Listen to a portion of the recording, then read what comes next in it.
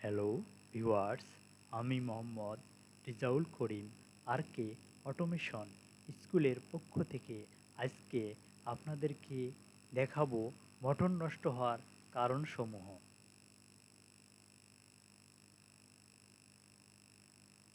1 নম্বর, bearing jam থাকার কারণে।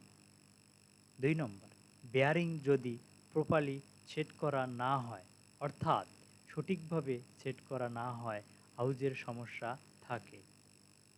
3 নম্বর, অতিরিক্ত লোডের কারণে। 4 নম্বর, 3 ফেজ মোটরের ক্ষেত্রে ফেজ মিস থাকার কারণে। 5 নম্বর, সিঙ্গেল ফেজ মোটরের ক্ষেত্রে নির্দিষ্ট রেটিং এর ক্যাপাসিটর ব্যবহার না করার কারণে।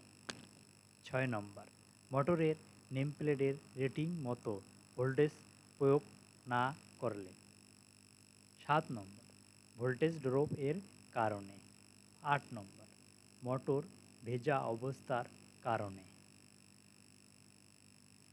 9 নম্বর, মোটরের নেমপ্লেটের রেটিং মতো সার্কিট ব্রেকার, ওভারলোড, কেবল, ম্যাগনেটিক কন্ট্যাক্টর ইত্যাদি ব্যবহার না করলে সার্কিট ব্রেকার, ওভারলোড, কেবল, ম্যাগনেটিক কন্ট্যাক্টর এগুলোর সমস্যা থাকার কারণে। 10 নম্বর, বৈদ্যুতিক কানেকশন ভুল দেওয়ার কারণে। 11 নম্বর, বৈদ্যুতিক কানেকশন লুজ থাকার কারণে।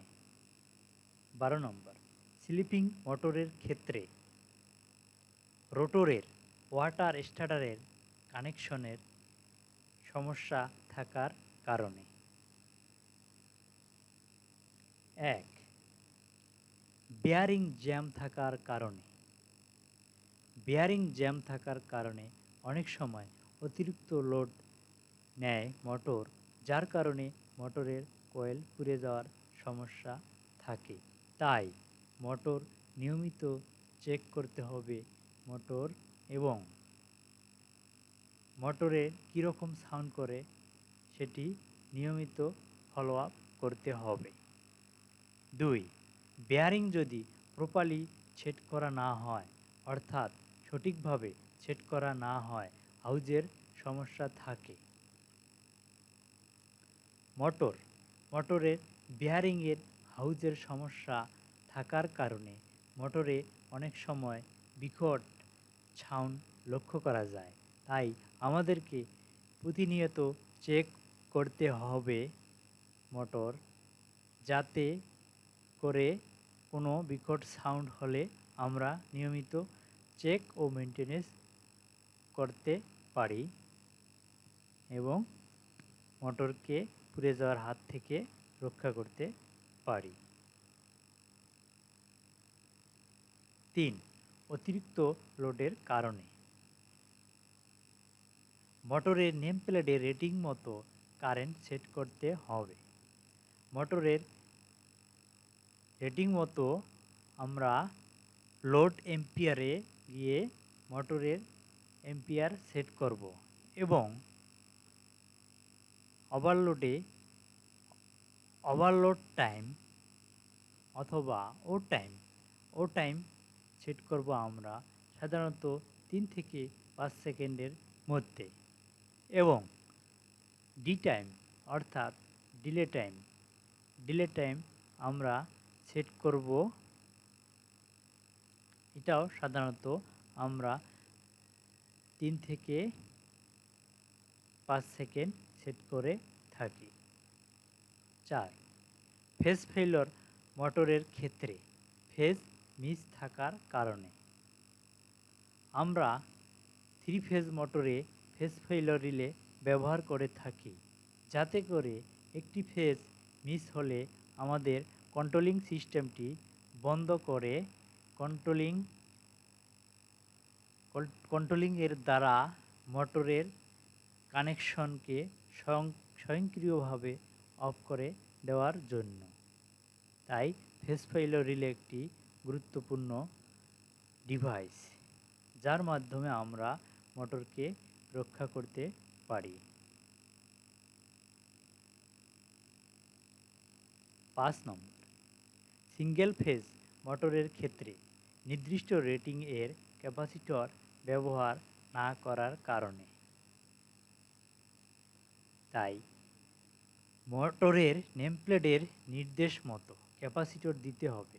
অনেক সময় আমরা দেখি মোটরের ক্যাপাসিটর নষ্ট হওয়ার পর আমরা মোটরের পুরনো যে ক্যাপাসিটরটি থাকে সেই ক্যাপাসিটরের থেকে কম অথবা বেশি রেটিংয়ের ক্যাপাসিটর ব্যবহার করে থাকি, যার কারণে মোটর গরম হয়ে মোটরের কয়েল পুড়ে যেতে পারে। তাই আমাদেরকে সর্বদা লক্ষ্য রাখতে হবে সঠিক রেটিংয়ের ক্যাপাসিটর ব্যবহার করে মোটরকে নিরাপদ ও কয়েল পোড়ার হাত থেকে রক্ষা করার জন্য।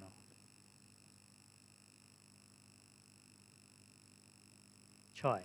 মোটরের নেমপ্লেটের রেটিং মতো ভোল্টেজ প্রয়োগ না করলে।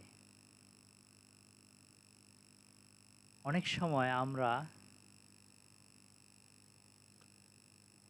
মোটরের ভোল্টেজ 415 থেকে 440 মোটরের নেমপ্লেটে ভোল্টেজ দেখতে পারি। তাই আমাদেরকে লক্ষ্য রাখতে হবে 415 থেকে 440 মধ্যে ট্রান্সফরমারের ট্যাপ চেঞ্জারের ভোল্টেজকে নিয়মিত রাখা এবং মোটরের রেটিং মতো ট্রান্সফরমারের ট্যাপ চেঞ্জার ভোল্টেজ সেট করতে হবে এবং ভোল্টমিটার সার্বক্ষণিক দেখতে হবে। 7. ভোল্টেজ ড্রপ এর কারণে। পাওয়ার ফ্যাক্টর ইমপ্রুভমেন্ট সঠিকভাবে কাজ করছে কিনা প্রতিনিয়ত চেক করতে হবে। 8. মোটর ভেজা অবস্থার কারণে। পানি ও তেল এবং ময়লা থেকে মোটরকে দূরে রাখতে হবে এবং নিয়মিত পরিষ্কার ও মেনটেনেন্স করতে হবে। 9. মোটরের নেমপ্লেট এর রেটিং মতো সার্কিট ব্রেকার, ওভারলোড, কেবল, ম্যাগনেটিক কন্ডাক্টর ইত্যাদি ব্যবহার না করলে সার্কিট ব্রেকার, ওভারলোড, কেবল, ম্যাগনেটিক কন্ডাক্টর এগুলোর সমস্যা থাকার কারণে। মোটরের নেমপ্লেট এর রেটিং মতো সার্কিট ব্রেকার, ওভারলোড, কেবল, ম্যাগনেটিক কন্ডাক্টর ইত্যাদি এগুলোর সঠিক রেটিংয়ের সঠিক এম্পিয়ার ব্যবহার করতে হবে এবং নিয়মিত মেনটেনেন্স করতে হবে।